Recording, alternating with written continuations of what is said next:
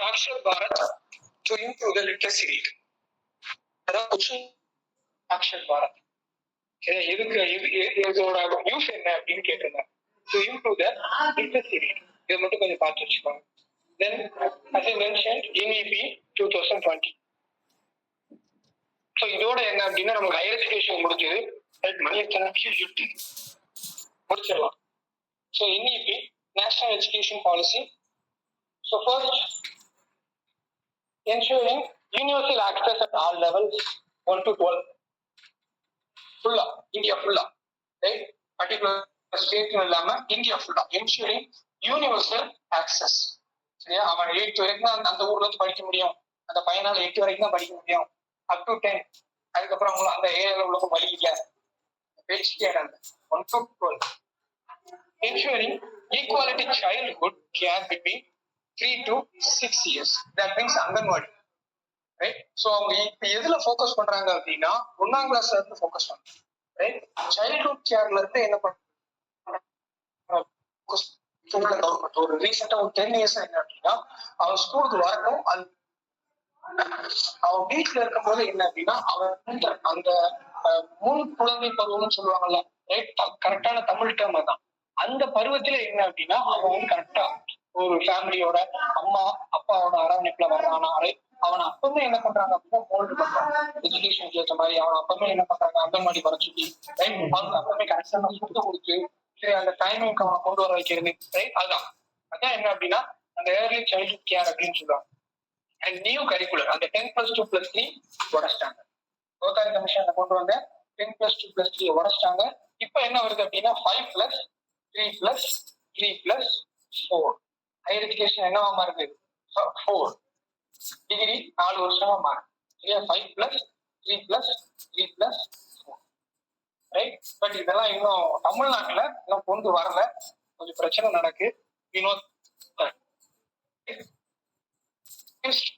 மல்டிலிங்குவலிசம் இதான் பிரச்சனைக்கு காரணம், ரைட்? அண்ட் செட்டிங் அப் பராக் இந்த அப்ரிவேஷன் பார்த்துக்கோங்கப்பா, இது முக்கியம், ரொம்ப முக்கியம். So P stands for performance, then assessment, review and analysis of knowledge for holistic development. So இந்த இப்போ மாடர்ன் ட்ரெண்ட்ல எஜுகேஷன் ட்ரெண்ட்ல 2 விஷயம் ரொம்ப முக்கியமான விஷயம். ஒன்று வந்து இந்த ஹோலிஸ்டிக் டெவலப்மெண்ட், இன்னொன்னு இன்க்ளூசிவ் எஜுகேஷன் சொல்லுவாங்க. சரியா? இப்பதான் அந்த டேர்ம்ல யூஸ் பண்றாங்க. Holistic development, right? Inclusive education, இதெல்லாம் அந்த மாடர்ன் இப்போ ஒரு 10 வருஷமா தான் அந்த டேர்ம்லாம் உள்ள வருது.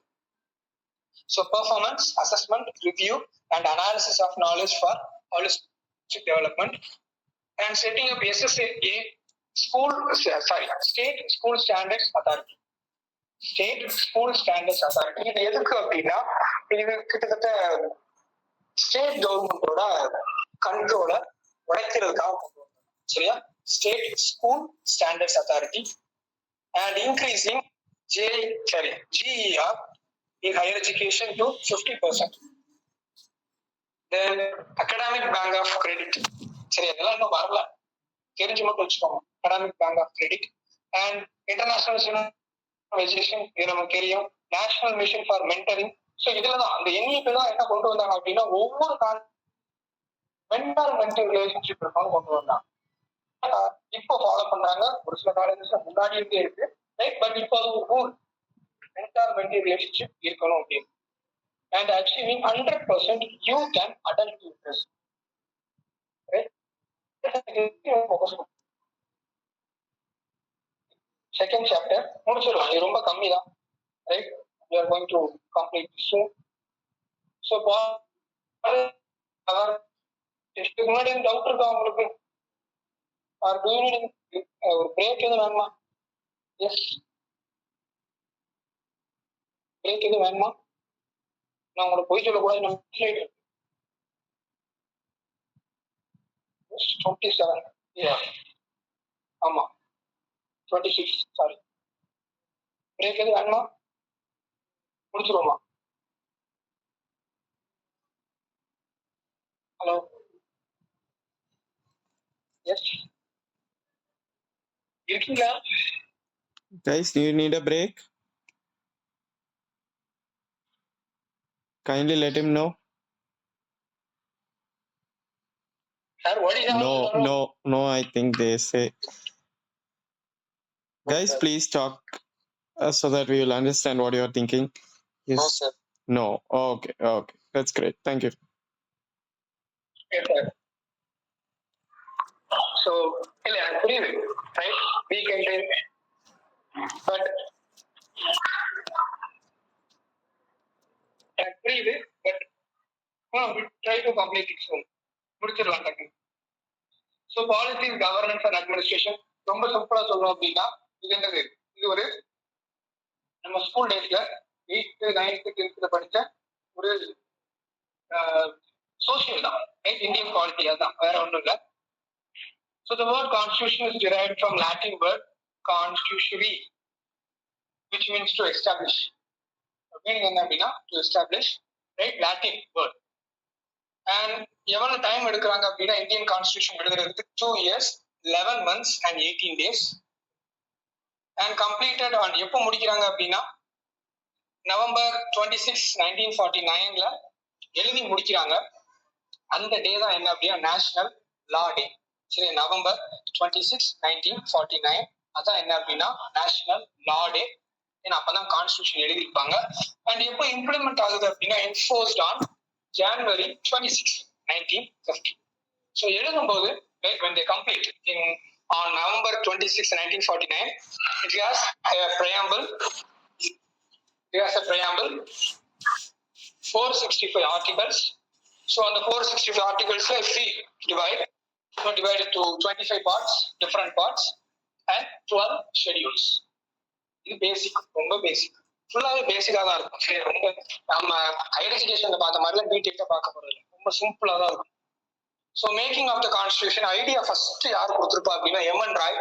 அப்ப உள்ள ஒரு இந்தியன் கம்யூனிஸ்ட் லீடர். அவர் தான் என்ன கொடுத்துருப்பாரு அப்படின்னா we need a separate constitution. அப்பதான் என்ன செய்ய முடியும், we can ask independence. இந்த ஐடியா ப்ரொபோஸ் பண்ணது இவர் தான், எம்என் ராய், ரைட்? அண்ட் எப்போ அப்படின்னா give the idea of the constitution assembly for drafting the constitution 1934 அப்பவே கொடுத்துருப்பாரு. பட் எழுதுறதுக்கு இந்தியாவில் ஆள் இருக்காரு, அதான் பிரச்சனை, ரைட்? அவரு கொடுத்த ஐடியா ஓகே தான், எழுதுறதுக்கு ஆள் இருக்காரு.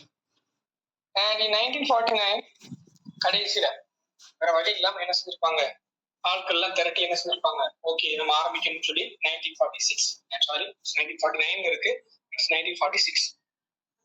It formed, which has 389 members.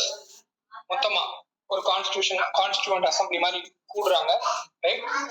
And அது 93 யாரு அப்படின்னா ஃப்ரம் பிரின்ஸ்லி ஸ்டேட்ஸ், ராஜாவோட அவையில இருந்து போயிருப்பாங்க. 296 were elected indirectly, ரைட்? அடுத்து doctor Rajendra Prasad was elected as a permanent president. மொத்தம் எவ்வளவு செஷன் நடந்திருக்கும் அப்படின்னா 11 செஷன் நடந்திருக்கும். டேஸ் வைஸா பேசணும் அப்படின்னா 165 days. செஷன்னா 11, டேஸ் அப்படின்னா 165 days. ஸோ நல்லா பார்த்துக்கோங்க. ஃபர்ஸ்ட் ஐடியா கொடுத்தது எம்என் ராய் 1934. 1946 மொத்தம் ஃபார்ம் பண்றாங்க கான்ஸ்டியூஷன் அசம்பிளி, அப்படி கான்ஸ்டியூண்ட் அசம்பிளி ஒன்று ஃபார்ம் பண்றாங்க. அது ஃபார்ம் பண்ணி தான் அதுல இருந்து என்ன பண்ணுவாங்க, டிராஃப்டிங் கமிட்டி கொண்டு வந்து, சரியா? ஸோ அந்த இதுல வந்து 389 மெம்பர்ஸ் இருக்காங்க. அதுல 93 from princely states, 296 were elected directly.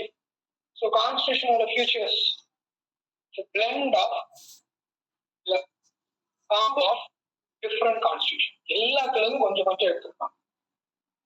இருப்பாங்க கன்கரண்ட் லிஸ்ட், கெனடியன்ல இருந்து எடுத்திருப்பாங்க, கெனடியன் கான்ஸ்டியூஷன்ல இருந்து, UK prime minister, council of minister, right? Bicameral parliament.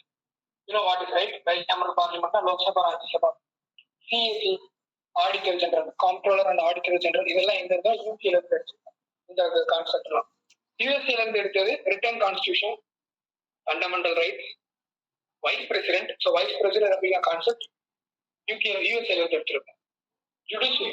ஜுடிஷியரியோட அந்த இண்டிபெண்டன்ஸ், லைக் யூகே வந்து அப்படி இண்டிபெண்டா இருக்காது ஜுடிஷியரி.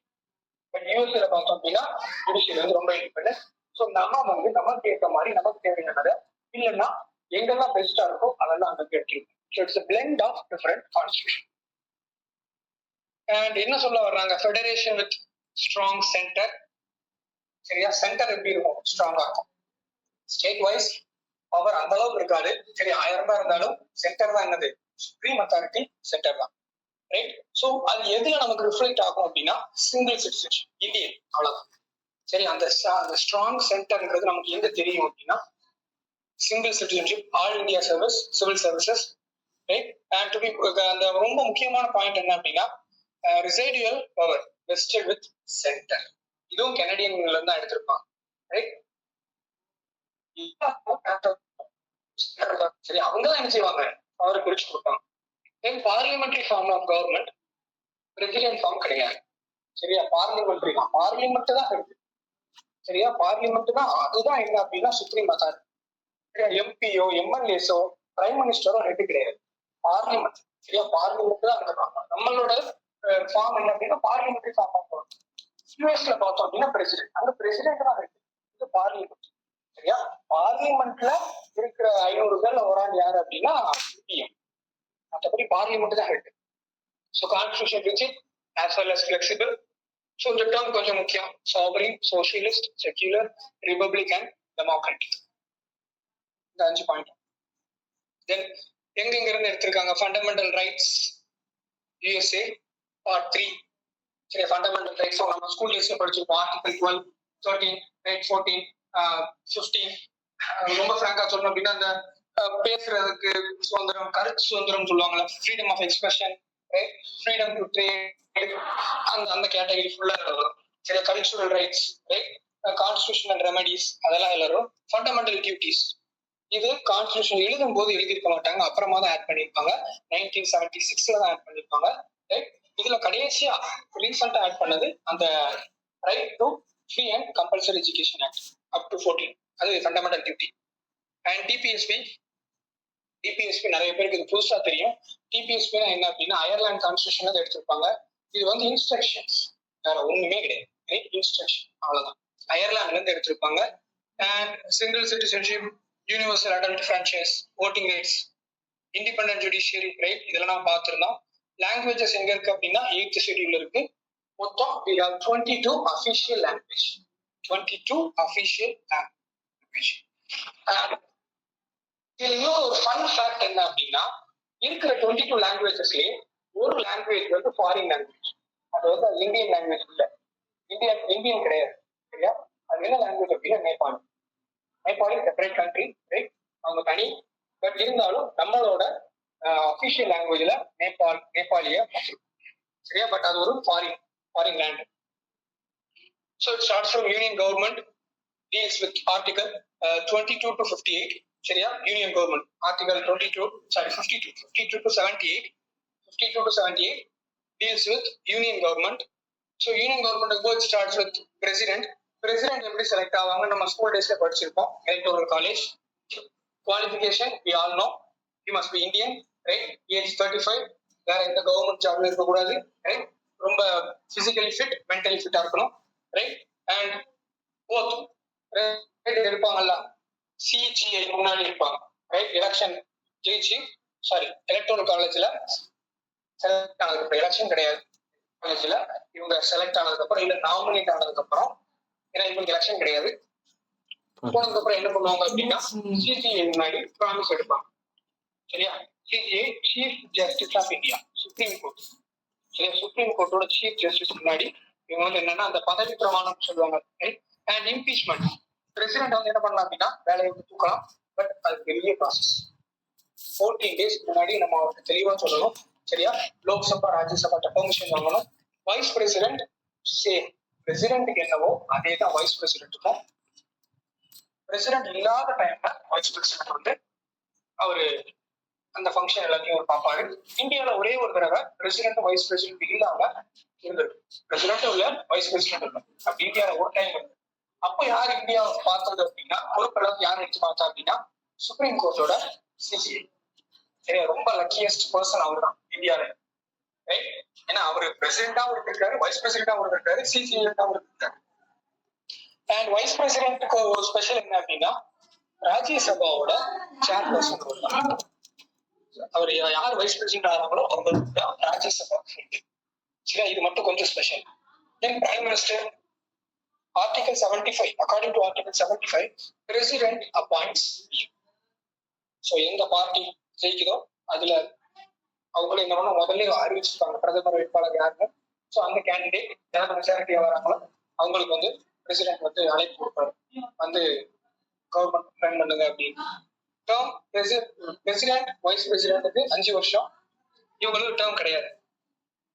சரி, எப்பனாலும் இவங்க வேலை போகும். அண்ட் கவுன்சில் ஆஃப் மினிஸ்டர்ஸ், நிறைய பேருக்கு அந்த வித்தியாசம் தெரியாது. Council of ministers cabinet, cabinet 3-4 பேர் மட்டும் இருக்கிறதா கேபினெட், பட் வெரி பவர்ஃபுல். சரியா, council of ministers should be more than 15, should not be more than 15% of president. ரெண்டுக்கும் வித்தியாசம். கேபினெட் வேற, கவுன்சில் ஆஃப் மினிஸ்டர்ஸ் வேற.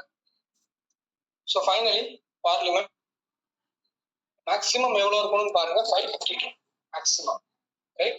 ஸோ அந்த 552ல ஸ்டேட்ஸ் வந்து 530, யூடி வந்து 22. பட் ரீசெண்டா கரண்ட் அதான் மேக்ஸிமம் தெரிஞ்சு வச்சுக்கலாம்.